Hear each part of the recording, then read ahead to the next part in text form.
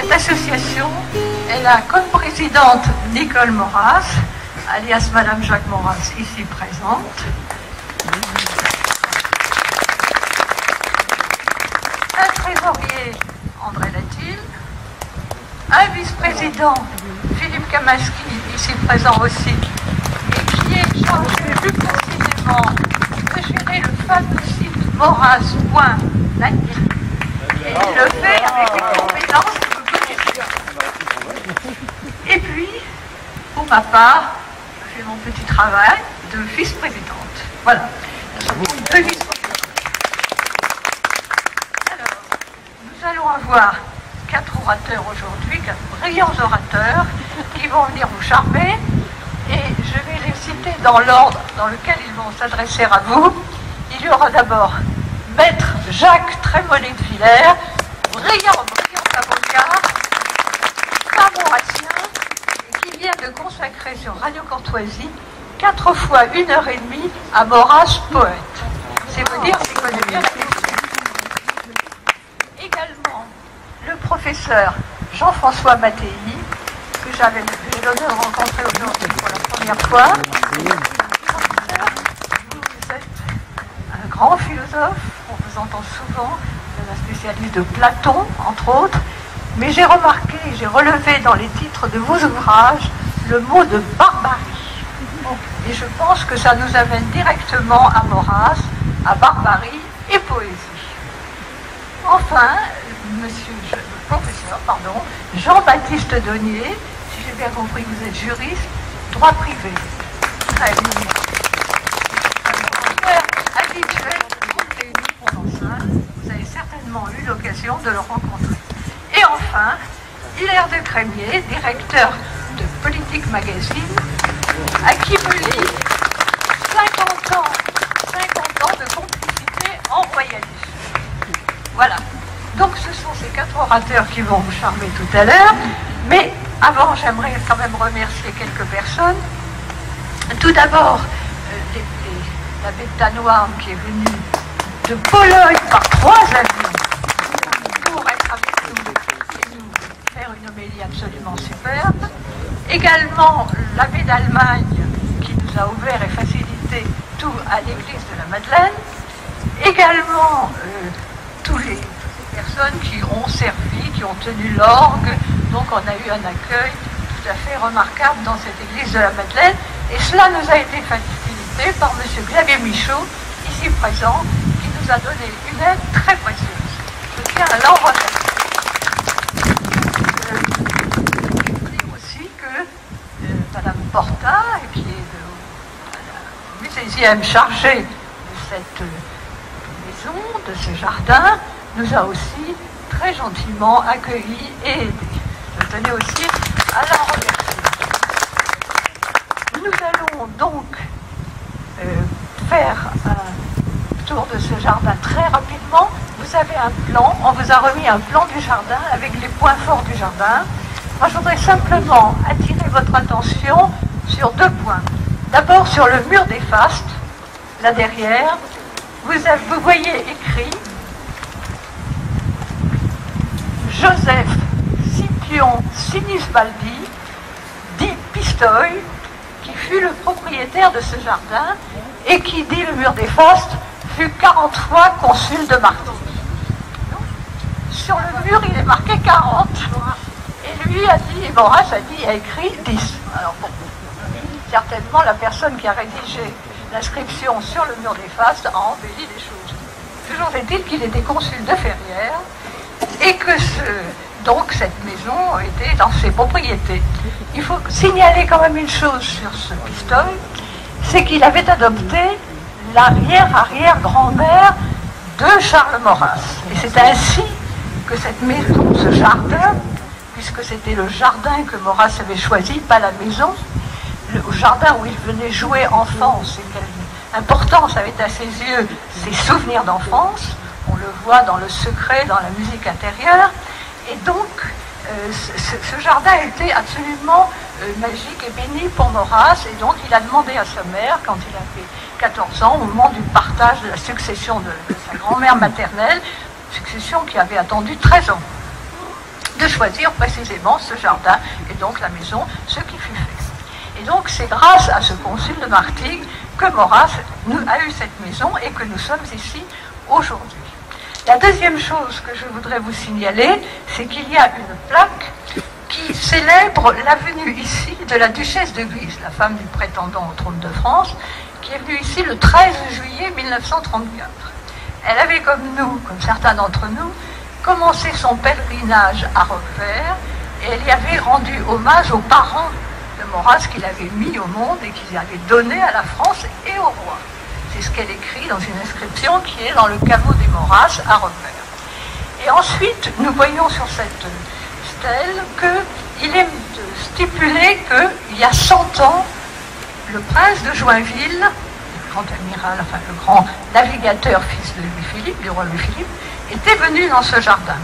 Alors, il ne faut pas prendre les 100 ans trop pris de la lettre, parce qu'en réalité, il serait venu plutôt en 1846, au moment de manœuvres en Méditerranée.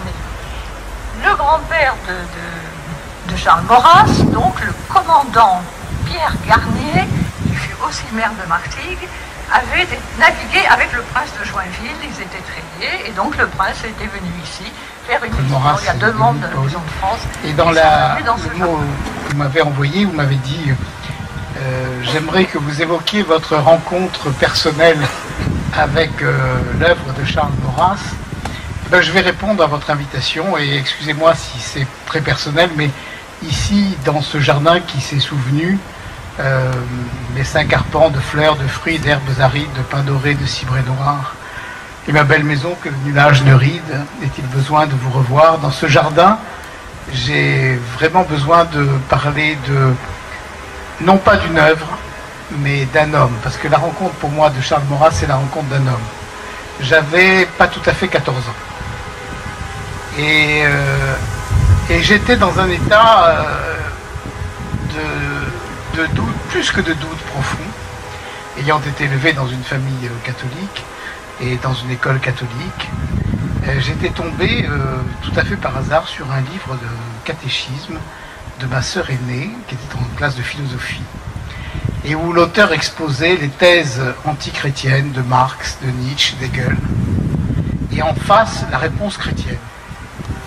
Et la réponse chrétienne me paraissait tellement nulle par rapport à la philosophie de Marx, d'Hegel et de Nietzsche, que je me suis dit, dans un instant de saisissement, qui n'a rien à voir avec la complicité et à la complexité et l'ampleur du mystère maurassien, mais qui à ma petite échelle était un mystère personnel, mais c'est pas possible, on m'a raconté n'importe quoi, et je peux pas croire à cette religion qui est un ensemble de rites et de morales qui n'ont aucun lien et aucun fondement rationnel. Et je me suis trouvé dans un état de doute et d'angoisse extraordinaire, parce que je ne pouvais pas faire de la peine à mes parents qui étaient catholiques, et en même temps je ne pouvais pas aller contre ce qui me semblait la raison et l'intelligence même. Est-ce que mon père l'a su? Est-ce qu'il ne l'a pas su? Vous savez, entre le père et le fils, il y a beaucoup de secrets, il y a beaucoup de non-dits, il y a beaucoup de pudeur. Mais simplement un jour, dans la pièce du 3 de la rue Copernic, qui aujourd'hui est mon bureau, où j'ai la bibliothèque qui était sa bibliothèque, il a pris un livre qui est la Balance intérieure, et il m'a dit: tu devrais lire ça. Et j'ai commencé, j'ai pas lu la préface, et j'ai commencé à lire la Balance intérieure, et je n'ai rien compris. Mais, comme Maurras le dit lui-même, si l'intelligence convainc, c'est le rythme qui persuade. J'ai chanté, je n'ai même pas récité, j'ai chanté par cœur. Ô vous, personne blanche, pure des mots déjà soufferts, je vous distingue, sous les branches d'un clos de myrte toujours vert, le long des souples asphodèles s'éveillent des grands yeux surpris, je reconnais mes cœurs fidèles dans l'entrelacs du tamari. Et je ne savais pas du tout ce que ça voulait dire, mais je me disais, mais c'est fabuleux, c'est fantastique. Et cette poésie m'a ramené, sans l'ombre d'un raisonnement, sans l'ombre d'une discussion, elle a pulvérisé Nietzsche, Freud, Marx, tout ce que j'avais lu, en me replaçant dans un univers qui est un univers catholique.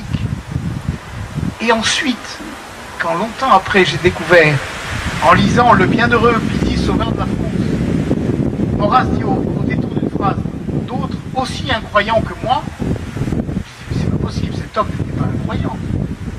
Et alors j'ai questionné, j'ai interrogé, j'ai vu, j'ai découvert et j'ai lu tout le mystère de Maurras.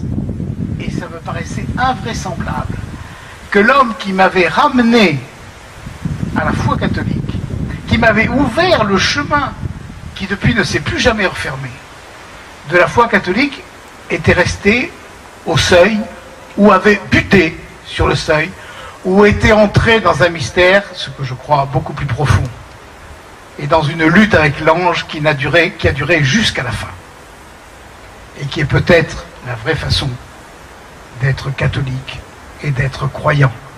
Vous savez, Simone Veil disait « Je dois être athée avec toute la partie de moi qui n'est pas digne de Dieu ».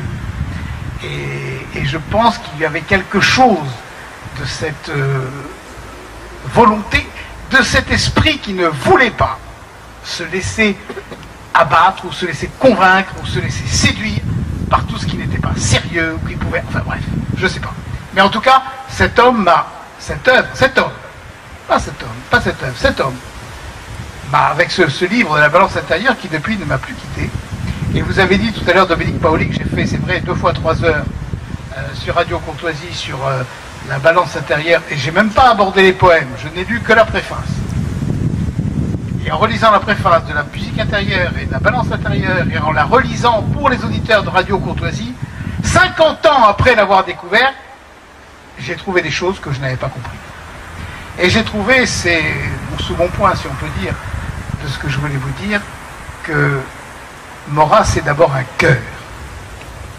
cœur fervent, un cœur passionné.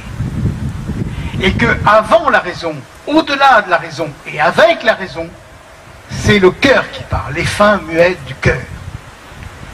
Et que c'est sur ce cœur, qui d'ailleurs est là, et c'est pour ça que je suis vraiment très, très ému aujourd'hui de parler ici, je pense qu'on pourrait être tous très émus de parler ici, devant le cœur de Maurras, avec cette inscription « La mar, bello plano, es bugu, dodo paradis, es lavandgoud », qui est le chant 10 de Mireille, et quand Mireille va mourir et qu'elle voit la mère qui la conduit au paradis, et que les saintes l'évangélisent et lui apprennent qu'au-delà de l'amour humain, mais en même temps à travers l'amour humain, elle perce et elle transperce et elle arrive dans l'amour divin, et que la mère, qui est ce qu'il y a de plus naturel, et qui parfois est ce qu'il y a de plus méchant, et qui parfois est de plus terrible, est en même temps la face du ciel, l'autre face du ciel, et que rien au monde n'épouse complètement le ciel comme la mer.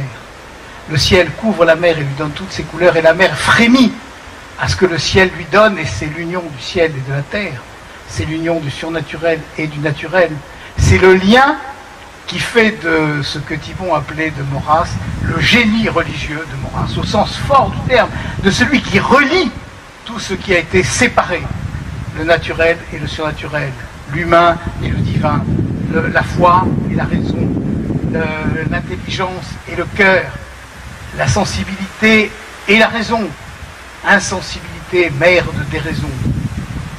Il y a vraiment dans cette conduite, et vous avez dit tout à l'heure, le maître, pour moi, il a été, et il continue, et il sera, je pense, jusqu'au bout, et c'est pour ça que j'ai voulu venir, en traversant la Méditerranée, de ma Corse maternelle, jusqu'ici, et en la repassant, simplement pour venir faire un acte, parce que m'a dit mon épouse, elle me dit, mais qu'est-ce que tu vas faire là, Marty? Je dis, je vais faire un acte de piété.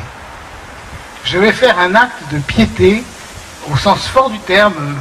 Madiran a écrit un très beau petit livre, Pius Maurras, sur vraiment Maurras et l'homme de la piété, et je voudrais faire un acte de piété envers celui, de reconnaissance envers celui à qui je dois énormément de ma vie, et je crois que nous sommes très nombreux, de ma vie d'esprit, je crois que nous sommes très nombreux à être dans ce cas-là. Et je voudrais évoquer un souvenir, puisque vous parlez des rencontres, d'un février, je ne sais plus de quelle année, mais d'un mois de février où nous étions deux ici, Jean Housset et moi, devant ce cœur là, dans ce faux printemps de Provence qui est à la fois froid et magnifique parce que la moindre étincelle jaillit, le moindre grain de pierre, la moindre feuille d'arbre se dessine dans la lumière. Il me saisit le bras dans un geste d'affection pudique, en me disant, vous ne voulez pas trémoler, parce qu'il était d'une génération où on ne disait pas tellement les prénoms, on disait non. Vous ne voulez pas trémoler que nous récitions un Je vous salue Marie? Alors nous avons récité un Je vous salue Marie le cœur de Maurras, et je trouve que c'était parfait. Je me suis souvenu à ce moment-là d'une formule que mon père me disait aussi. Tu sais, quand il attribuait à Péguy, je ne sais pas s'il y avait vraiment de Péguy, parce que mon père avait l'habitude d'attribuer des formules à des poètes qu'en fait il inventait lui-même, mais enfin peut-être qu'elle est de Péguy. Quand on ne peut plus dire que votre volonté soit faite, on peut toujours dire je vous salue Marie. Et je crois que pour Maurras, la dévotion à Marie, qu'il a chanté tellement dans l'Ode à la bataille de la Marne, votre terre défleurie, désert de cendres et de ciel ne porte plus l'ogive en flammes. Au pied de Notre-Dame, s'ouvrir au pied de Notre-Dame, jurer l'amour entre ses mains et lui chanter ô belle, ô claire, dans la maison d'un même père, abriter nos cœurs pèlerins. Et dans son discours à l'Académie française, ô Notre-Dame, que c'est beau. Pas tellement d'académiciens qui, dans leur discours de réception à l'Académie française, se sont écriés ô Notre-Dame, que c'est beau. Et c'était vraiment cette communion enfin, je vous salue Marie en Maurras, et après avoir lâché le bras, il m'a dit c'est beau quand même, Trémollet, notre amitié en Maurras. Et cette amitié en Maurras, c'est, je crois, le vrai legs que Maurras a donné à tous ceux qui l'ont suivi, avec des voix qui ne sont pas toujours les mêmes, parce que la pensée est complexe, parce que l'univers est complexe, parce que les temps sont complexes, mais qui a quand même ce lien profond qui n'est pas seulement un lien d'esprit, mais qui est un lien de cœur, et qui est vraiment, au sens profond des termes, le lien de l'amitié. La troisième personne que je voudrais évoquer ici, parce que les rencontres avec Maurras, ce sont des rencontres avec d'autres, c'est aussi un ami de Maurras, qui fait aussi pour moi un maître et un ami, c'est Gustave Thibon, qui me disait mon ami Maurras, mon ami Maurras. Alors, et qui m'a appris la Grèce. Je suis grec jusqu'au bout des ongles à cause de Charles Maurras, et qui lui-même était, ce que j'ai dit tout à l'heure, qui avait peut-être le mieux compris ce qu'était le génie religieux de Charles Maurras, et ce qui nous apportait cette notion d'un univers à la fois complet, ordonné et infiniment complexe, infiniment double, infiniment sensible, et dans lequel on ne peut faire ni système, ni même doctrine, mais simplement, je crois, un amour et une ferveur. Pour terminer, je voudrais lire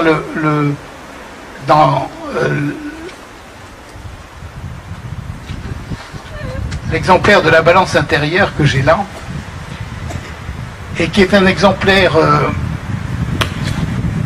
auquel je tiens beaucoup, parce que c'est l'exemplaire que Charles Maurras a dédié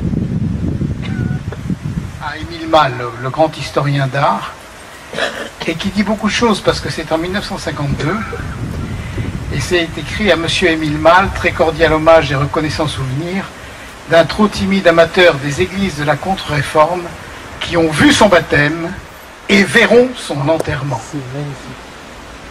Donc le vieil auteur, Charles Maurras. Donc quand il écrit cela, qu'il envoie cela à Émile Malle, il a décidé, et il a décidé complètement, il aurait pu décider autre chose, de faire ce que sa mère lui avait dit: Charles, tu feras comme moi. Et il a fait comme elle. Il a reçu les derniers sacrements, et il s'est fait enterrer dans une église de la contre-réforme. Je ne sais pas, les réformés, je ne sais pas si c'est la contre-réforme. Mais en tout cas, il s'est fait enterrer dans cette église. Mais je voudrais, pour terminer, finalement, il vaut mieux laisser parler Maurras que moi, lire, enfin que nous lisions ensemble, que je vous rappelle ensemble, cette ballade qui, pour moi, est un des poèmes qui reste le plus présent, parce que il dit le plus la nature profonde du désir d'unité de Maurras, au-delà de ce qui apparaît n'être pas l'unité, et sans vouloir forcer l'unité, malgré le fait que les séparations et les distinctions, voire les oppositions, apparaissent. C'est la ballade sur la nature du désir. Écoute-moi, jour après jour, se fait la nuit qui toujours dure. Le temps de la jeunesse est court, et dans ta pulpe à peine mûre, l'ombre de l'âge te torture. Mieux vaut te dire, ami mortel, quand vain s'approche la foi dure, le désir est spirituel. Le sang doré qui te parcourt est comme un vent dans la voilure, remplit sans cesse à long coup sourd un cœur usé qui trop endure. Son flot chargé de tes souillures, ô chair liquide, ô pu, ô fiel, n'obéira qu'à psyché pure. Le désir est spirituel. Celui que ronge le vautour a délaissé sa créature. Le roi des dieux qui n'est qu'amour s'est reconnu dans nos blessures. Nos pères firent ce qu'ils purent. Mais rameaux du divin autel, leur feu jaillit des sépultures. Le désir est spirituel. Envoie. Et là, je crois qu'il y a l'âme profonde de Maurras vers ce qu'il appelle d'ailleurs à la fin du mystère d'Ulysse, la ferme volonté de sa vie éternelle. L'élan sacré de la nature emporte l'âme jusqu'au ciel et parc rit de ton injure. Le désir est spirituel. Dans ce jardin qui s'est souvenu, au-delà de toutes les infamies de la terre, demeure ce qu'il appelait lui-même le grand rire de l'immortel. L'immortel est parmi nous. Bien, je remercie d'abord Nicole Maurras et les organisateurs de ces rencontres de m'avoir invité à parler. Je vous demande votre indulgence parce qu'on m'a demandé de parler du chemin de paradis.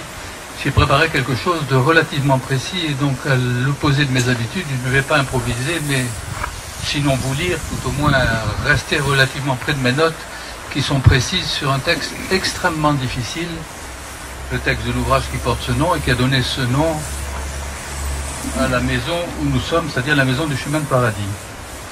Donc cette maison tire son nom d'un recueil de 9 contes qu'a publié Maurras en 1895 après 5 ans de rédaction et de publication dans différentes revues. Et ça ouvre aujourd'hui le tome 1 de ses œuvres capitales. Le jeune écrivain, dont c'est le premier livre important, n'a alors que 27 ans et les écrits ont été rédigés entre 20 et 24 ans. Donc c'est un ouvrage tout à fait remarquable de maturité qui sera salué d'ailleurs par Anatole France et par Marcel Proust. Alors cet ouvrage, Le chemin de paradis, s'inscrit dans la lignée de l'hellénisme très en vogue dans la fin du XIXe siècle, mais dépasse pour proposer ce que Stéphane Giocanti, dans sa biographie monumentale sur Charles Maurras, appelle une poétique méditerranéenne à partir d'une réflexion sensuelle et païenne, et non pas religieuse, mais j'y reviendrai, sur l'homme et sur le monde. Maurras joue ici de toute une palette mythologique pleine de réminiscences antiques pour mettre en scène sa philosophie à la fois grecque, romaine et provençale. Et dans une lettre datée du 10 décembre 1892, il annonce à son correspondant la publication prochaine d'un livre de mythes, c'est ainsi qu'il l'appelle, Le chemin de paradis, un livre de mythes, qui aurait pour titre, c'est le premier titre, La douce mort. Et le titre changera bientôt en Le chemin de paradis. Mais l'énigme de la mort reste présente dans ces contes, dont certains sont manifestement inspirés d'Edgar Poe. L'influence de l'écrivain américain ne doit pas être négligée chez Maurras, très souvent on ne pense pas à le faire, comme chez Pierre Boutan, le plus célèbre peut-être des disciples de Maurras. Dans une note sur l'un des 9 contes qui s'appelle Les Serviteurs, Maurras fait une allusion directe à Edgar Poe et à un conte de Poe qui s'appelle Le colloque de Monos et de Una. Et il en cite même un passage essentiel. Il s'agit d'un dialogue des morts, car Monos et Una, qui étaient 2 amants dans leur vie antérieure, se parlent dans l'au-delà. Monos confie à Una, qui était son amante, sa maîtresse, qui vient de rejoindre aux portes du paradis, ce qu'il pense de la condition humaine et du monde moderne. Je cite Edgar Poe, comme Maurras cite Edgar Poe. En dépit de la voix haute et salutaire des lois de gradation qui pénètrent vivement toutes choses sur la terre et dans le ciel, des efforts insensés dans le monde furent faits pour établir une démocratie universelle. C'est Edgar Poe qui parle. On voit que la critique maurrassienne de la démocratie commence dans un conte philosophique et s'appuie sur un autre conte de peau qui a la forme d'un mythe gréco-latin, puisque monos est le terme grec pour désigner l'unité de l'être humain, l'unité disons masculine, puisque le terme monos est au masculin en grec, et una désigne évidemment le mot latin, et non pas le mot grec, qui désigne l'unité de l'humanité identifiée ici à la femme. Et Maurras, à la suite de Poe, qui était lui-même, bien qu'américain, qui n'a jamais quitté Providence et la région de Boston, fasciné par le milieu méditerranéen et le milieu gréco-romain. Maurras conjoint ici son inspiration méditerranéenne avec une vision métaphysique de la mort sur laquelle je voudrais insister, et sa conception politique de la vie. Vision métaphysique de la mort, conception politique de la vie.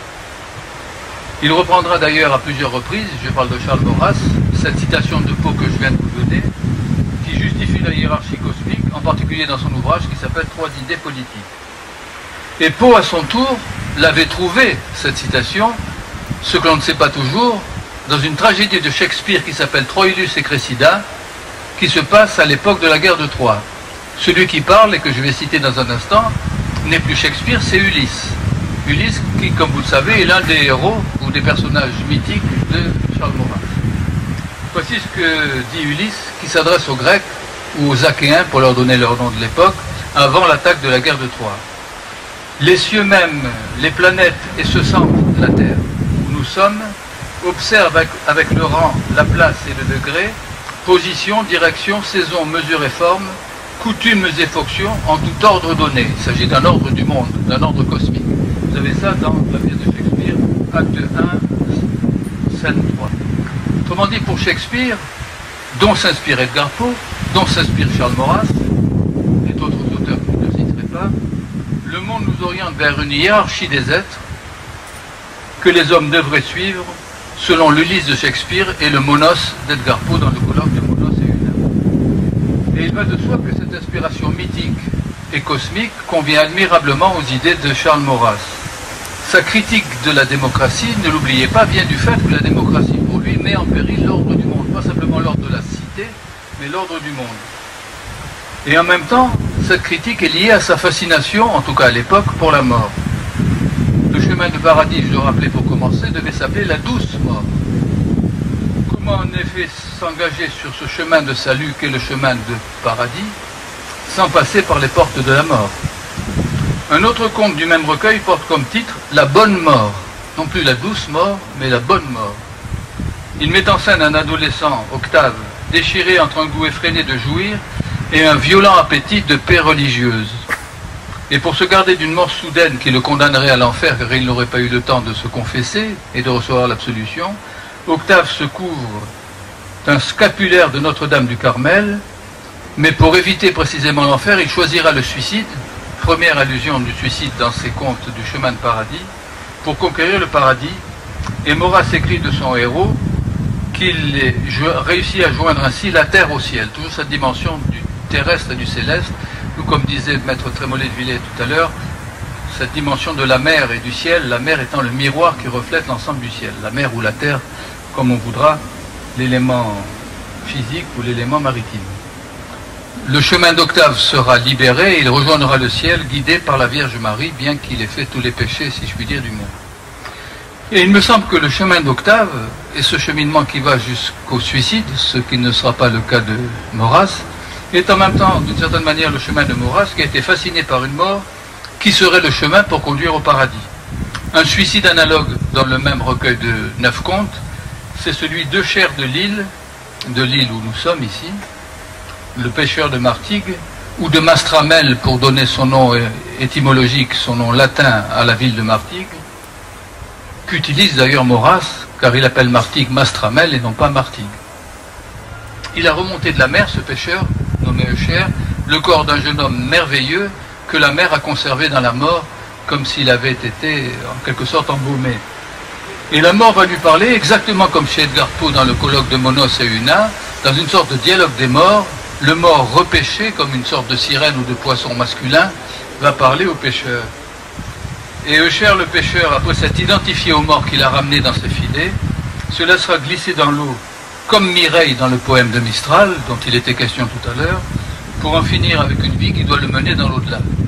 Et donc dans l'ensemble de ce texte, le chemin de paradis, il va y avoir sans arrêt cette sorte de fascination de la mort souvent à partir du suicide, précisément parce que cette mort conduit aux portes du paradis. Mais là, je reprends le titre d'un film américain qui portait ce nom, de Michael Cimino. Que l'on parle du chemin de paradis ou des portes du paradis, il y a toujours un seuil qu'il faut franchir, et ce seuil, c'est tout simplement le seuil du saut de la foi, comme disait Kierkegaard. Alors, l'inspiration de ces contes philosophiques, de ces 9 contes philosophiques du chemin de paradis, est doublement tissée d'amour et de mort. Et de nouveau, on reconnaît l'influence d'Edgar Poe, qui, dans un sonnet relativement peu connu, car on connaît toujours de Poe le Corbeau, le fameux sonnet Le Corbeau, qui a été traduit par Charles Baudelaire, dans le sonnet Al Aharaf, écrivait, je vous donne ce distique admirable d'Edgar Poe, « Je n'ai pu aimer que là où la mort mêlait son souffle à celui de la beauté. Je n'ai pu mêler que là où la mort mêlait son souffle à celui de la beauté. » Il me semble que ça dépeint non seulement bien Edgar Poe, mais Charles Maurras en tant que tel. Alors il me semble que cette inspiration, si on veut trouver une origine à l'inspiration d'Edgar Poe, mais aussi bien de Maurras, est beaucoup plus platonicienne que chrétienne, et rappelle l'enseignement du banquet de Platon, un dialogue qui, comme le rappelle Pierre Boutan à plusieurs reprises, fascinait absolument Maurras, qui est resté toute sa vie fidèle au banquet. Et quand vous lisez une autre nouvelle, un autre conte de ce recueil de contes qu'est Le chemin de paradis, vous vous apercevez que dans La Reine des Nuits, vous avez un hymne amoureux à la lune, Phébé la brillante, pour lui donner son nom grec, qui se métamorphose dans les 3 femmes que le narrateur anonyme a aimées, Hélène, Sylvia et Lucie. Et ces 3 femmes se confondent dans ce que Maurras appelle le miroir magique de la lune. Le thème du miroir me paraît un thème tout à fait important chez Maurras, on en a parlé tout à l'heure dans la conférence inaugurale. Toutes les 3 femmes, Hélène, Sylvia et Lucie, se confondent dans le miroir magique de la lune, dans une essence féminine, dit Maurras, c'est du platonisme pur et dur, une essence de la femme, qui l'identifie à, de nouveau c'est Maurras qui parle, à l'essence de la beauté, c'est exactement l'expression qu'utilise Platon dans le banquet, à laquelle le narrateur n'abordera qu'en rêve, car il ne peut pas parvenir précisément à ce paradis perdu qu'est l'essence de la femme ou l'essence de la beauté. On peut imaginer l'essence de la Vierge Marie si on veut lui donner une interprétation religieuse, mais le texte ne dit rien de tel. En clair, pour Maurras, comme d'ailleurs pour Socrate, porte-parole de Diotime dans le banquet, de Diotime qui est une médiatrice, exactement comme la Vierge Marie pour les chrétiens, l'élan amoureux vers la beauté suprême passe nécessairement, pour Platon comme pour Maurras, par l'épreuve de la mort, la vie ne pouvant jamais satisfaire cette exigence absolue que recherche l'être humain. Et on retrouve cette idée dans un autre conte du même recueil, Les 2 testaments de Simplice, qui reprend de nouveau chez Maurras la tradition très connue chez les Grecs et les Romains du dialogue posthume, dans lequel des personnages dialoguent alors qu'ils sont morts. Ils dialoguent dans l'au-delà, de l'au-delà. Nous avons Simplice, un gentilhomme provençal, qui est assassiné par ses 2 maîtresses. Il est assez rigoureux en matière amoureuse, il en a 2, qui vont ensuite se tuer sur son propre cadavre mutuellement. La scène est absolument horrible, si vous l'avez lu. Et ce Simplice, ce gentilhomme provençal, d'ailleurs toutes ces 9 nouvelles se passent en Provence, j'ai omis de vous le dire tout à l'heure, ce Simplice a écrit une dernière lettre, lettre d'un ami de la mort, non pas lettre d'un mort, mais lettre d'un ami de la mort, oui, cette façon d'insulter ma mort. Alors, je ne sais si Maurras a pensé ici aux Énéades de Plotin ordonnées en 9 parties ou aux neuvaines de la religion catholique. Je vous rappelle que pour le christianisme, une neuvaine est une dévotion publique ou privée qui dure 9 jours. Saint Jérôme disait d'ailleurs de la neuvaine que le chiffre 9, je cite Saint Jérôme, vous voyez que j'ai des lettres, le chiffre 9 marque la souffrance et le chagrin dans l'écriture sainte. Et je trouve que le chiffre 9 marque la souffrance et le chagrin de la mort dans l'écriture maurassienne. On ne trouve pas de chiffre 9 chez les Juifs, c'est le chiffre 7 comme vous savez, quand on dit à cette branche, mais on le trouve chez les Grecs et les Romains qui observaient toujours un deuil de 9 jours après une mort. Et c'est sans doute pour suivre cet ordre symbolique que Porphyre, le disciple de Plotin, organisa les leçons de son maître en Énéade, c'est-à-dire en neuvaine. Or, le chemin de paradis, s'il ne suit pas la neuvaine catholique, tout en conservant son thème de souffrance liée à la mort et à l'amour, est distribué en 9 contes, ordonnés en 3 domaines qui sont les 3 stades de l'existence pour Charles Maurras. Il les appelle au pluriel tous les 3, religion, volupté et harmonie. Religion au pluriel, volupté au pluriel, harmonie au pluriel. Dans une sorte de gradation dont je voudrais vous montrer la clé. Et à la fin de sa préface au recueil des contes, Maurras laisse entendre quelle est la clé de l'ouvrage, car c'est un ouvrage, à mon sens, complètement codé. 9 fois dans ses récits égalant le nombre des muses, 9 fois dans ses récits égalant le nombre des muses, j'ai évoqué en présence de 1000 erreurs les types achevés de la raison avec une majuscule, de la beauté avec une majuscule et de la mort avec une majuscule. C'est la triple et unique fin du monde. Il faudrait aussi mentionner chez Maurras dans le même texte les 9 cieux dont il parle pour éclairer le rêve du narrateur de la Reine des Nuits. Il faut comprendre, si vous le voulez, cet ouvrage comme 9 étapes sur le chemin de la vie de tout homme, évidemment, et pas simplement des héros de Maurras. Un chemin de la vie qui, par-delà la mort, serait le chemin du paradis. Alors, comment est-ce que l'ouvrage est construit? Aux 3 contes des religions correspondent le type achevé de la raison, l'expression est de Maurras, le type achevé, donc la structure ontologique fondamentale.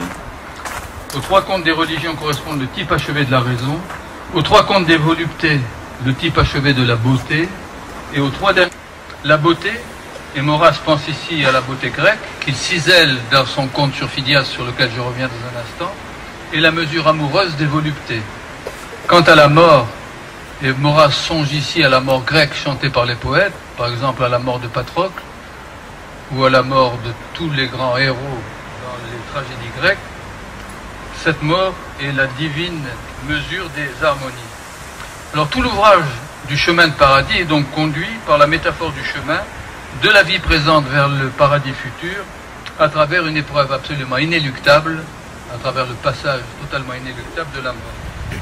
Et le conte le plus remarquable à cet égard, vous me permettrez d'y insister une minute, c'est celui qui s'appelle Les Serviteurs, qui se passe entièrement chez les morts, exactement comme dans la Nekia d'Ulysse, c'est-à-dire le voyage chez les morts d'Ulysse dans l'Odyssée.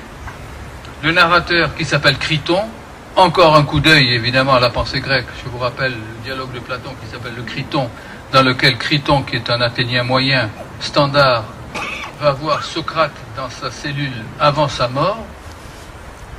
Ce Criton en question, qui est donc l'homonyme du Criton de Platon, se retrouve aux Champs-Élysées après son décès. Et son ancien serviteur, qui s'appelle Androclès, déplore que son maître soit mort comme lui et qu'il ne peut plus régner sur ses serviteurs.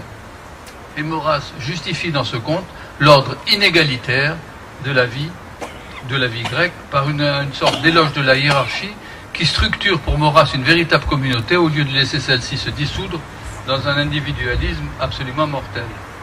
C'est encore ce que montre un autre conte parmi les 9 contes philosophiques en question qui s'appelle Le Miracle des Muses. Dois-je vous rappeler que les muses sont au nombre de 9, dans lequel on voit Phidias, le grand statuaire athénien qui se retrouve en exil à Olympie pour sculpter la statue chryséléphantine en or et en ivoire, donc de Zeus à Olympie. Et Phidias est mis en scène de façon presque comique par Maurras sous forme d'un sculpteur qui a été si peu rétribué par les prêtres du temple, alors que la statue attire les visiteurs de toute la Grèce, que Phidias en arrive à ouvrir une école de sculpture qui est en même temps une école de blasphème à l'égard de Zeus et des dieux. Phidias, égoïste et vaniteux, déclare qu'il mourrait plutôt que de devoir son art aux muses et non pas à lui-même. Dès qu'elles entendent ce blasphème, les muses s'enfuient d'Olympie, se retirent sur le mont Olympe, et la statue de Zeus perd aussitôt son éclat dans le temple d'Olympie. Son front devient, dit Maurras superbement, terne et muet. Comment est-ce qu'un front pourrait devenir muet? Mais la formule poétique est tout à fait remarquable. Tandis que toutes les autres statues de Phidias sombrent dans la décrépitude. Quand le sculpteur Phidias voit cela, il se donne la mort, qui sera donc à la fois le sommet et le terme de son impiété. Alors que signifie cette mort? Je voudrais terminer sur ce point. Que signifie cette mort qui frappe tous les personnages du chemin de paradis, au moment même où ils sont au sommet, au fait, à l'acmé de leur vie, de leur amour ou de leur art? Cela vient du fait que Maurras, en tout cas à cette époque, pose comme axiome ou comme principe ontologique fondamental qu'il y a un point extrême, c'est une expression qu'on trouve sous sa plume, de l'existence humaine. Lorsque ce point extrême est atteint, seule la mort peut en garantir la pérennité. On le voit dans le conte qui s'appelle Le Jour des Grâces. Le vieil Euphorion, qui est un philosophe élève de Pythagore et d'Empédocle, excusez du peu, un homme sage donc, tue son esclave Siron. Celui-ci revient de Sybaris, la capitale, comme vous le savez, de toutes les voluptés, et il raconte à son maître l'anéantissement de la ville par les dieux qui ont puni la démesure des Sybarites qui exagèrent dans la recherche et dans la résolution des plaisirs et des voluptés. Et l'esclave lui-même, Siron, a joui de ces voluptés pendant des semaines, mais a miraculeusement échappé à la mort envoyée par les dieux. Le sage alors le transperce d'un stylet, le tue, parce qu'il n'a pas respecté l'équilibre, la mesure de la nature. Et Euphorion de se dire en lui-même, le philosophe Euphorion, rien d'entier ne demeure au monde et toute perfection entraîne la mort. Dès que l'homme confine à Dieu, ajoute Euphorion, il est juste qu'il n'ait plus que faire de vivre. Mais une telle sentence s'applique aussi à celui qui l'a prononcée, et donc le sage, Euphorion à son tour, se donnera la mort, puisqu'il est arrivé, en tuant son esclave, je cite Maurras, au plus haut point de la sagesse. L'esclave est mort parce qu'il était au plus haut point du désir et de la volupté. Euphorion, son maître, se tue parce qu'il est arrivé au plus haut point de la sagesse. Tout le chemin du paradis, et je terminerai sur ce point, est conduit par une esthétique de l'amour et de la mort qui exalte et qui punit à la fois la démesure, l'hubris, pour parler grec, tout en évoquant en contrepoint l'idée classique d'ordre et de mesure. Vous retrouvez encore ce thème de l'hubris et du métrone, de l'hubris et de la diké, de la démesure et de la mesure, et donc du droit, dans la tension constante entre les deux premières parties de ce schéma ternaire, les religions et les voluptés, que le stade supérieur, le troisième terme, des harmonies, ne parvient pas, du moins dans cette vie, à accorder. Autrement dit, la tension entre les voluptés et les religions n'arrive jamais à se détendre et à se fondre dans les harmonies ultimes. C'est ce que laisse entendre la consolation de Trophime, qui appartient aux trois contes du cycle des voluptés. L'action se passe en Arles. Une belle courtisane nommée Myrto, en hommage à la jeune Tarentine morte sous la vague marine d'André Chénier, veut mourir après avoir épuisé toutes les ressources du plaisir. L'évêque Trophime, étranger à la ville d'Arles, accourt pour essayer de la ramener à Dieu. Son nom grec, Trophime, signifie le nourricier. Mais Myrto ne se rend pas à l'enseignement de l'évêque, qui veut la convaincre que, je cite, ce qui doit mourir ne peut persister dans sa forme heureuse, donc il faut arriver à se convertir.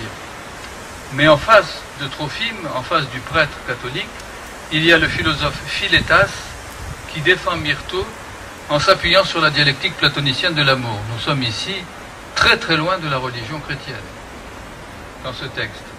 Qu'est-ce que dit le philosophe grec Philétas? Myrto est monté au plus haut point de l'existence, toujours cette idée d'un point d'acmé, d'un point supérieur de l'existence humaine. Et dans ce cas-là, les arguments de Trophime ne la feront pas redescendre, elle n'a plus besoin de conversion en tant que telle. Quand on est arrivé au plus haut point de l'existence, pour Charles Maurras, on ne peut plus que mourir pour figer en quelque sorte l'existence, son destin, pour reprendre une formule bien connue de Malraux. Le philosophe arlésien défend ici ce qu'il appelle l'ascension dialectique de l'âme ici en l'occurrence d'une courtisane, pour ne pas dire d'une prostituée, au détriment de la conversion chrétienne que le prêtre lui promet. Myrto se laisse donc mourir exactement comme Mireille. Manifestement, Maurras s'est inspiré ici de la poésie de Mistral.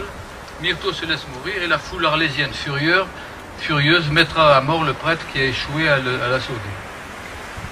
Pour terminer, je dirais que Maurras laisse à son lecteur le soin de comprendre qu'il y a d'autres chemins de paradis que les chemins offerts par la religion.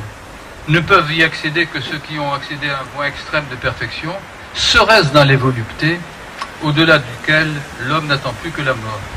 C'est la leçon du dernier des 9 contes des chemins de paradis, qui s'appelle « Discours à la louange de la double vertu de la mer ». Sous une épigraphe de Frédéric Mistral, extraite effectivement de Mirail lors de la mort de la jeune Provençale, on trouve cette phrase de Mistral, « La mer, belle plaine agitée, et l'avenue du paradis ». C'est à partir de ce vers que Maurras a eu l'idée d'appeler son ouvrage « Le chemin et non plus l'avenue du paradis ». Maurras rappelle que c'est un chemin étroit qui conduit les hommes à leur terme, tout en leur signifiant à quel point ils seront toujours. Je laisse la parole pour terminer. Les hommes seront toujours inégaux à leurs espérances. Merci de votre attention. Qui n'a pas en soi grand intérêt. Je préférerais donc, pour poursuivre un petit peu ce qui a été dit jusqu'à présent, vous dire en quelques mots très rapidement ce qu'un modeste professeur de droit peut devoir aujourd'hui à la pensée de Charles Maurras. Et ce faisant, je vous parlerai peut-être davantage de la mer que du ciel, mais après tout, on le sait, la mer reflète le ciel, cela a été très bien rappelé depuis tout à l'heure. Je vous demanderai donc de me pardonner, de nous ramener un petit peu à des réalités un petit peu plus temporelles, un petit peu plus mortelles aussi, pour vous dire donc ce que la pensée juridique doit aujourd'hui à Charles Maurras, ou plus exactement ce qu'elle pourrait, ce qu'elle gagnerait à trouver dans l'œuvre de Charles Maurras. Cela peut paraître en soi un petit peu étrange, voire incongru, parce que Maurras n'aimait pas beaucoup les abstractions juridiques. Et de ce point de vue-là, il avait, je crois, entièrement raison. Il n'aimait pas les abstractions juridiques, mais en revanche, il apporte beaucoup à une pensée juridique qui, justement, est en train de mourir de ces abstractions. Et ce que nous pourrions trouver aujourd'hui dans la pensée de Maurras, c'est justement, me semble-t-il, un moyen de sortir de cette crise du droit dans laquelle, finalement, la pensée juridique se trouve enfermée par l'effet de ce que Maurras très tôt a qualifié de démocratie religieuse, c'est-à-dire, on pourrait dire aujourd'hui, peut-être de démocratie totale, au fond, sinon totalitaire, en ce sens qu'on a une démocratie qui prétend tout englober, tout expliquer, tout fonder, y compris le droit. Et le droit n'est pas à l'aise dans cette tentative de l'englober dans cette espèce de tout que serait la démocratie moderne. Et pour sortir donc de cette crise de la modernité juridique, je crois que Maurras est un bon guide, parce que Maurras, cela a été rappelé ce matin dans l'homélie de M. l'abbé de Tanoirne, Maurras est un penseur moderne, mais c'est un critique moderne de la modernité. Et c'est le point sur lequel je voudrais peut-être insister plus particulièrement aujourd'hui, à savoir que Maurras représente, je crois, l'autre versant de la modernité, l'autre modernité possible, au fond. Une modernité qui, finalement, considère que, un petit peu à la suite de la pensée de ce philosophe napolitain que Pierre Boutan, disciple préféré de Maurras, a remis à l'honneur très largement, et qui était Jean-Baptiste Vico, Maurras s'inscrit dans cette lignée qui considère au fond que, on ne peut connaître véritablement que ce que l'on a fait. Et ce que l'homme a fait depuis qu'il est homme, ce sont des cités. Et dans ces cités, on trouve toujours du pouvoir et du droit. Et cette articulation, cette relation entre le pouvoir et le droit, me semble être l'un des apports essentiels de Maurras à ce que pourrait être une pensée juridique renouvelée qui sortirait justement de cette crise de la modernité juridique. Cette relation entre le pouvoir et le droit, on la trouve exprimée, je crois, de manière assez saisissante dans deux textes de Maurras qui se répondent, l'un en prose, l'autre en vers, que la plupart d'entre vous connaissent sans doute déjà. Il s'agit bien entendu d'Antigone, Vierge Mère de l'Ordre. Maurras a donné deux versions de ce texte, une version poétique et une version en prose. La version poétique est d'ailleurs sans doute plus connue que la version en prose, mais l'une et l'autre s'éclairent, je crois, mutuellement. Et dans cette méditation sur le vieux mythe d'Antigone, Maurras a cette formule qui, je crois, synthétise très justement l'état actuel de notre modernité lorsqu'il parle de Créon, l'usurpateur, celui qui a pris le pouvoir, qui s'est emparé du pouvoir dans la cité, et qu'il le qualifie de faux maître affublé des oripeaux du droit. Le faux maître, car il a travesti le pouvoir en s'en emparant de manière illégitime, et ce faux maître, il est affublé des oripeaux du droit, de la dépouille du droit, d'un droit complètement mort, figé, mais qu'il l'utilise au fond comme seul fondement de son pouvoir usurpé. Et on a bien là le drame, au fond, de notre société actuelle, dans laquelle on a un pouvoir, au fond, usurpé, mais qui prétend se justifier par le droit et qui prétend, par la même occasion et par le même mouvement, justifier lui-même le droit et en être le seul et unique fondement. Ce faux maître affublé des oripeaux du droit, il est qualifié dans le texte en prose de Maurras d'anarchiste. Et cela peut beaucoup étonner, a beaucoup étonné des lecteurs de Maurras qui sont surpris de lire sous sa plume que pour lui, l'anarchiste, c'est Créon. L'anarchiste, c'est Créon. Cette phrase va surprendre notamment Georges Steiner qui l'évoque dans ses Antigones. Eh bien, cette phrase est pourtant, me semble-t-il, la réponse dans le texte en prose au vers que je viens de vous citer, qui évoque Créon, ce faux maître affublé des oripeaux du droit. L'anarchiste, c'est Créon. Pourquoi? Eh bien, parce que, d'abord, son pouvoir est privé de pouvoir. C'est un pouvoir sans pouvoir qu'il exerce, c'est un pouvoir délégitimé qui ne peut rien contre la parole d'Antigone. Finalement, le pouvoir de Créon s'arrête à la limite de la parole d'Antigone. Et c'est bien là la marque, le signe de cette impuissance du pouvoir. Cette impuissance d'un pouvoir coupé de sa racine et de ce qui en fait la légitimité.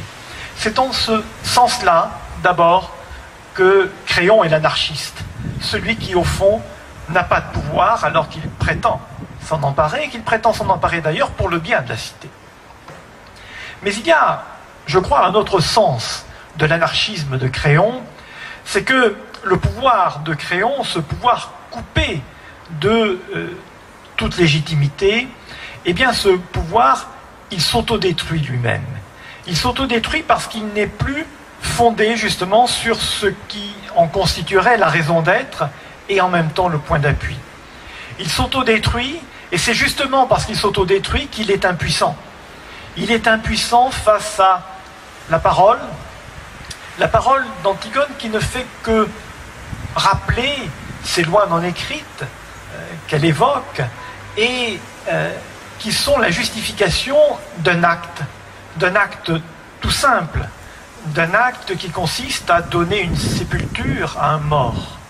Cet acte-là, on le sait, dans la tragédie de Sophocle, on n'est même pas sûr qu'Antigone l'accomplisse elle-même, puisque au moment où elle s'apprête à répandre un peu de poussière sur le corps de son frère tué, devant les murs de Thèbes, eh bien le vent, comme aujourd'hui, se lève et soulève lui-même la poussière. Donc on ne sait même pas si elle accomplit le geste, au fond, mais ce qui importe, c'est qu'elle a voulu, au nom de la loi non écrite qui impose de donner une sépulture aux morts, elle a voulu donner au corps de son frère ce qui lui est dû. Elle a voulu poser tout simplement un acte juridique. Elle a voulu donner à autrui, même si ce n'est plus qu'une ombre, ce qui lui est dû, un peu de poussière. Eh bien, c'est ce geste-là qu'elle oppose par sa parole au pouvoir de Créon et par cette simple parole rappelant le geste qu'elle vient d'accomplir, ou du moins qu'elle a eu l'intention d'accomplir, elle démontre l'inanité du pouvoir de Créon. Il y a là, me semble-t-il, un petit peu une fable, au fond, de l'état actuel du droit dans une société qui pourtant se prétend être un état de droit. Un état de droit dans lequel, néanmoins, tout droit, au fond, n'est que l'expression d'un pouvoir, y compris les droits que l'on qualifie très volontiers de fondamentaux ou droits de l'homme. Ils sont tous issus, au fond, d'une manifestation de pouvoir à un moment donné. Ils ne sont pas supérieurs au pouvoir parce qu'ils sont des éléments d'un ordre total qui serait ce qu'on appelle aujourd'hui la démocratie. Eh bien, Le poème de Maurras, Antigone, Vierge mère de l'ordre, et son texte en prose, qui en est l'explicitation d'une certaine manière, me semble donner justement la juste mesure, pour le coup, de la situation actuelle de la pensée juridique, au fond, qui est peut-être à l'heure d'Antigone, à l'heure où elle ne s'exprime plus que par la parole de quelques esprits libres, mais c'est une parole qui, justement, parce qu'elle est là, parce qu'elle est posée devant un pouvoir qui ne sait plus qui il est au fond, qui n'a plus aucune légitimité, parce qu'il a refusé tout fondement sur une autorité autre que lui-même, eh bien cette parole, au fond, c'est peut-être aujourd'hui ce qui nous reste du droit. Ce n'est pas peut-être très satisfaisant pour l'ego des juristes, mais ça c'est très bien. Et en tout cas, c'est une parole qui peut être libératrice, et cette liberté, eh bien je crois que la pensée de Charles Maurras peut nous l'apporter. Voilà tout simplement le très petit témoignage que je voulais donner aujourd'hui pour dire, à ma modeste place, ce que je dois à la pensée de Charles Maurras et ce que je pense. La pensée juridique contemporaine pourrait gagner à fréquenter un peu plus intelligemment cette pensée. Je vous remercie. Avec ces orateurs prestigieux qui vous ont dit tellement de choses sur Maurras que ce que je voudrais, c'est en quelques minutes essayer de rassembler quelques idées essentielles qui, pour ma part, m'ont frappé. Ce jardin, qui s'est souvenu, ce jardin, je le connais. Quand j'étais adolescent, j'y suis venu à plusieurs reprises, dans des camps d'action, au moment des camps d'action française. J'y ai déjà parlé. J'étais à la magnifique réunion qui s'est passée sous la présidence du duc de Lévis-Mirepoix en 1968. Bref, ce sont des souvenirs personnels qui affluent à ma mémoire.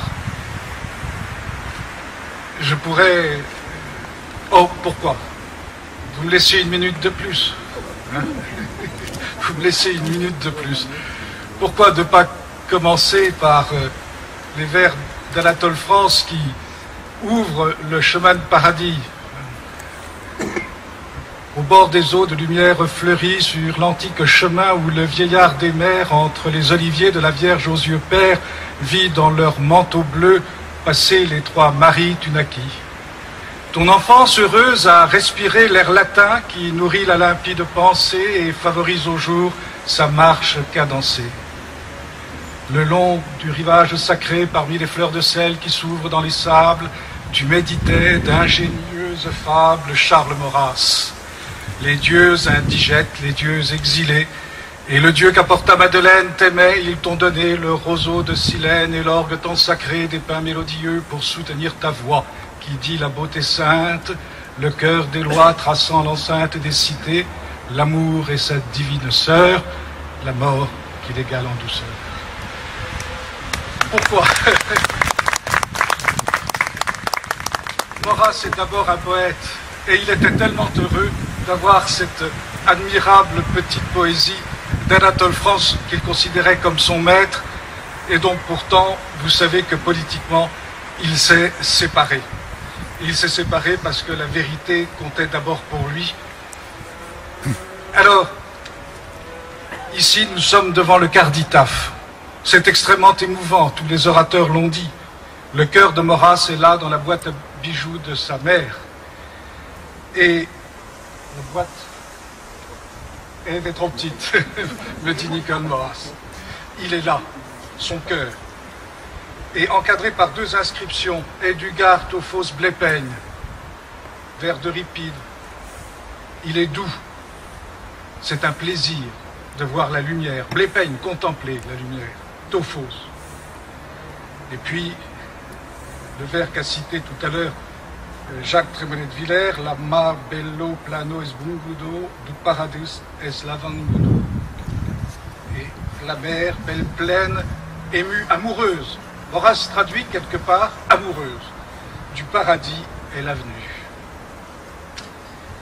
Le chemin de paradis, c'est son chemin. C'est son premier livre. tout à l'heure, le professeur Mattei nous l'a commenté. C'est son premier livre qui a compté énormément pour lui. C'est son chemin.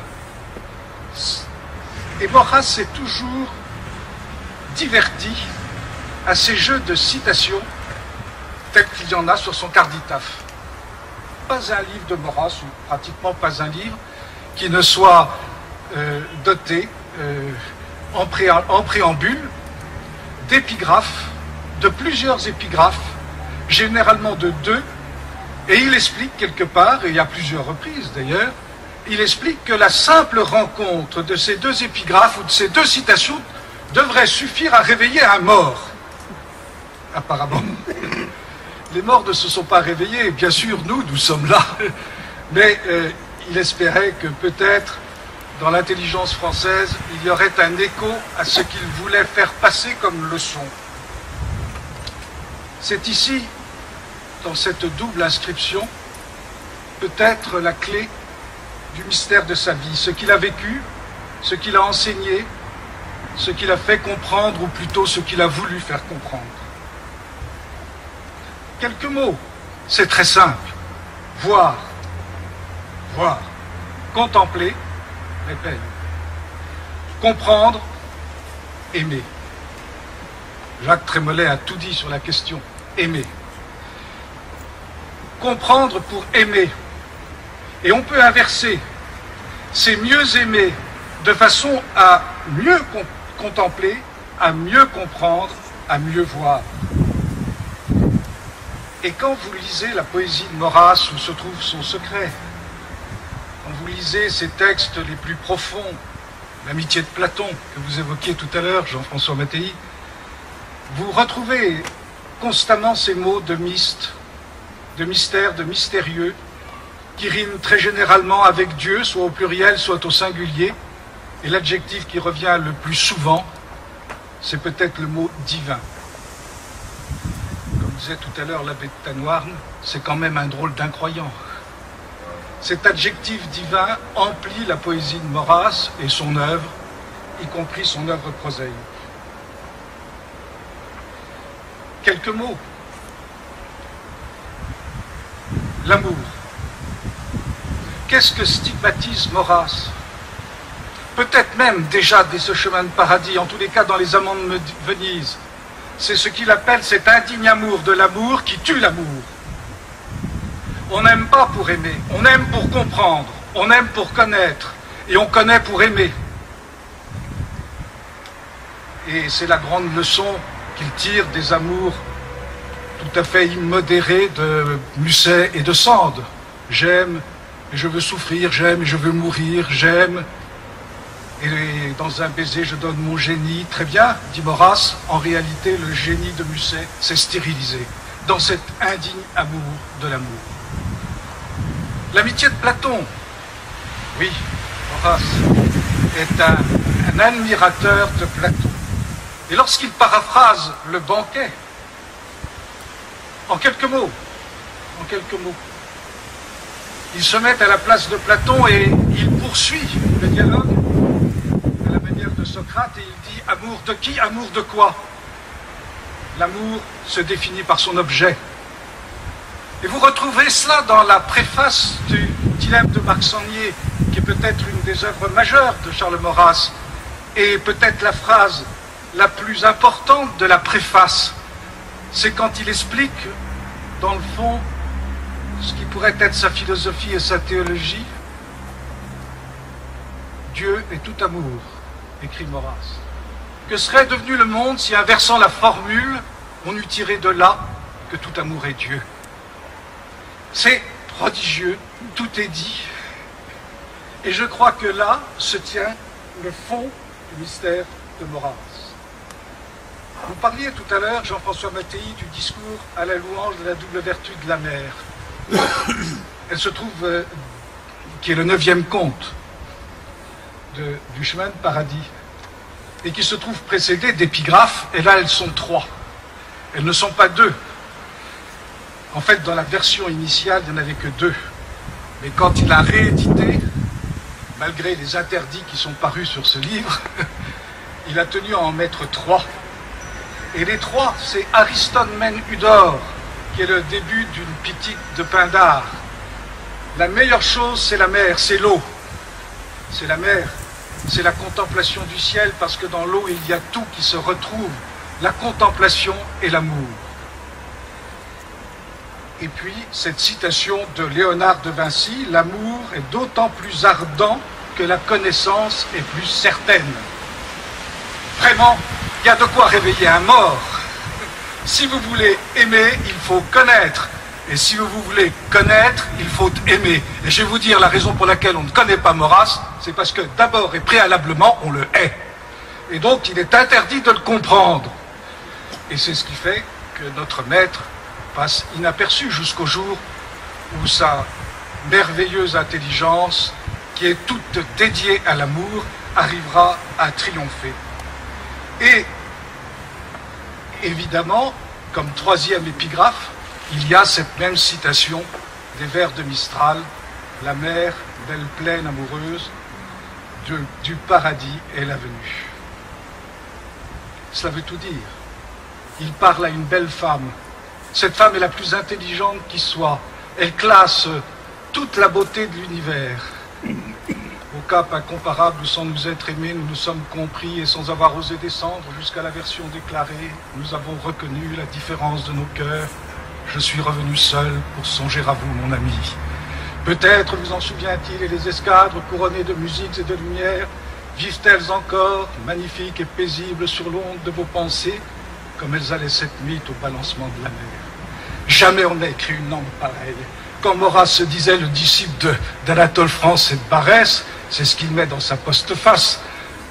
En réalité, il rend hommage à des maîtres qu'il dépasse amplement, par une magnificence de style qui couvre une richesse de pensée insondable.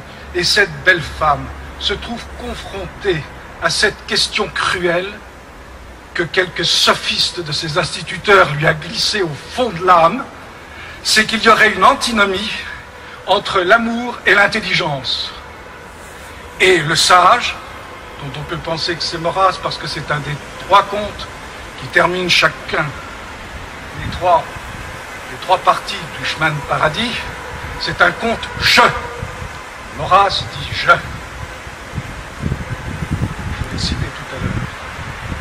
Et il est là, et il essaie de persuader cette femme en lui montrant, quoi donc, la mer, que la mer lui donne une leçon inverse, et que plus elle contemple le ciel, plus elle réfléchit les clartés du soleil, et plus elle chasse la brume et les ténèbres, plus elle est généreuse, et plus elle est capable d'amour, et plus elle est capable de fécondité.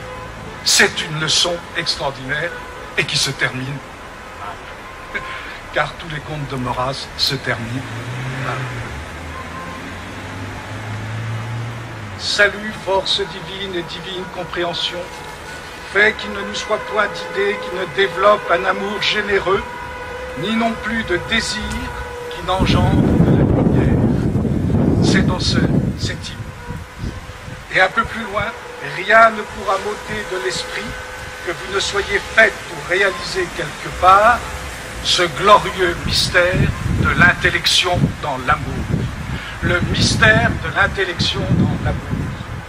Comprendre pour aimer, aimer pour comprendre.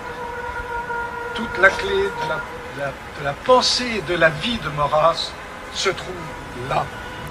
Vous le retrouverez sous une forme extraordinaire dans le monde Saturne, quand ensemble avec la femme, une femme, Marie-Thérèse, Guillaume et Simine, qui peut être l'allégorie de quelques femmes qu'il a connues, ils œuvrent ensemble à une œuvre pour exalter les 1000 ans de poésie française, et dans ce travail de connaissance et de compréhension, l'amour entre les deux personnes ne cesse de croître et d'augmenter, et finalement se termine là.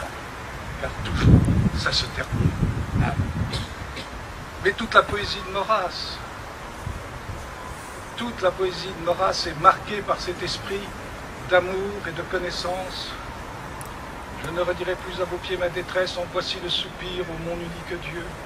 Vous, ma force, vous, ma faiblesse, vos regards éloignés brûlent comme du feu.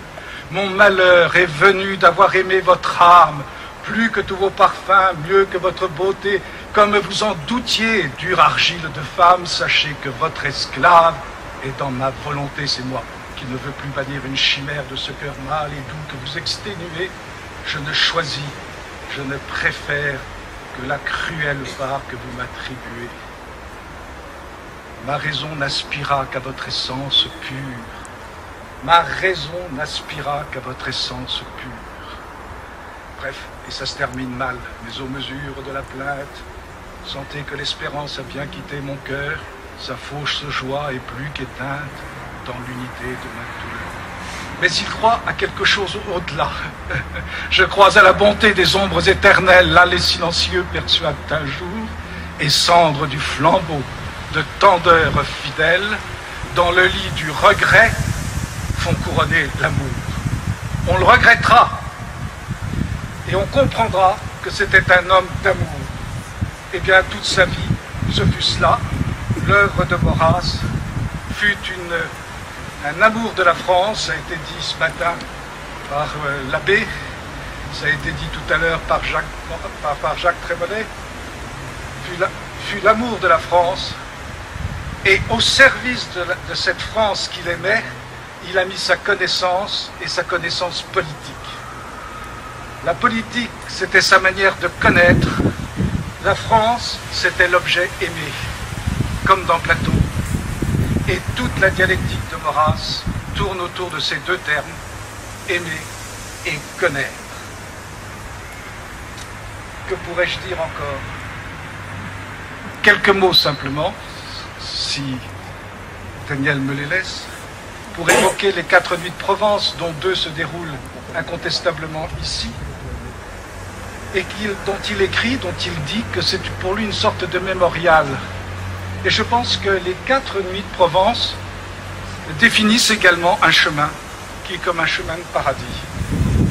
La première de ces nuits, il raconte un souvenir d'enfance, de Noël, et il demande à son père et à sa mère ce que signifie le mot enthousiaste. Et on lui explique que enthousiasme, c'est Dieu en soi, ce qui est l'étymologie du mot grec. Et on lui dit, on essaie de faire comprendre à l'enfant que quand il a récité sa prière du soir et sa prière du matin, il en est d'autant plus heureux, il est d'autant plus gentil avec tout le monde, avec Sophie, avec la bonne, avec la chatte et avec les chiens. La deuxième, donc d'abord ce mystère du catholicisme fondamental. La deuxième nuit, c'est la nuit étoilée et le mystère du paganisme. Le voici transpercé à l'âge de 6 ans par cette vision des étoiles lors d'un déplacement, d'un pèlerinage à la Sainte-Baume, et sa vieille servante, Sophie, la charmante Sophie, pour le rassurer et le réconforter, lui met un grain de sel sur sa poitrine. Et Maurras montre là son attachement à tout le mystère de l'homme, qui n'est pas simplement chrétien, qui n'est pas simplement dévoué aux divinités, mais qui est aussi dévoué à un certain ordre cosmique qui fait que le grain de sel a aussi son importance. La troisième des nuits a été évoquée ce matin par l'abbé de Tanoirne. C'est la réflexion de ce mois, c'est d'ailleurs pas une nuit, c'est un récit de longue méditation sur son moi enfantin, qui aurait pu devenir un horrible moi, dit-il, un moi suffisant, un moi arrogant, et il se trouve que dans cette nuit du Telonnais que vous évoquiez ce matin, monsieur l'abbé, que dans cette nuit du Telonnais, il a mis ce moi en comparaison avec l'ordre du monde. Et la sagesse lui est revenue. Son moi personnel, son moi social, a compris qu'il y avait autre chose au-delà de lui-même. Et il s'est tiré des bas-fonds. Ces bas-fonds, ce sont les lieux où l'on contracte comme une maladie l'habitude et le goût de se tenir pour mesure de soi et pour soleil du monde. Le soleil est là-haut, que nous ne créons pas, mot créé, ni ses sœurs les étoiles. C'est à nous de régler au céleste cadran comme au pas de nos idées mères, la démarche de notre cœur et de notre corps. Et cela va, il le dit, il l'écrit, jusqu'à l'épreuve qui définit et jusqu'au sacrifice qui régénère. La quatrième nuit, eh bien c'est la tempête qu'il affronte là, sur l'étang de Berre, et il est le capitaine qui sauve son frère et le petit camarade au milieu de la tempête. Il tient la barque, il veut la tenir et il ne sait comment il est sauvé, mais il a rempli son devoir. Et il est fier, et il peut rentrer à la maison. Eh bien, toute la vie de Maurras, c'est cela. Je crois que sa vie est un exemple, avec ce catholicisme fondamental, ce paganisme qui n'est rien d'autre qu'une sorte d'adhésion à l'ordre du monde, avec cette forte répression des orgueils d'un moi qui pourrait devenir insupportable, et avec cette volonté de rendre service et de sauver ce qu'il pourra sauver sur sa petite barque. Nous avons toute la vie de Maurras. Il a aimé, il a connu au-delà de lui-même, et il a, je pense, aujourd'hui, là où il repose, la lumière de la connaissance et la lumière de l'amour. Il a rencontré enfin celle qu'il définit sous un mode allégorique, la mère amoureuse et savante. Maurras, c'est un mystère de l'intellection dans l'amour. Votre cœur irrité, ô maître, est aujourd'hui satisfait, et pour reprendre un de vos vers, et vous ne cessez pas d'aimer et de connaître.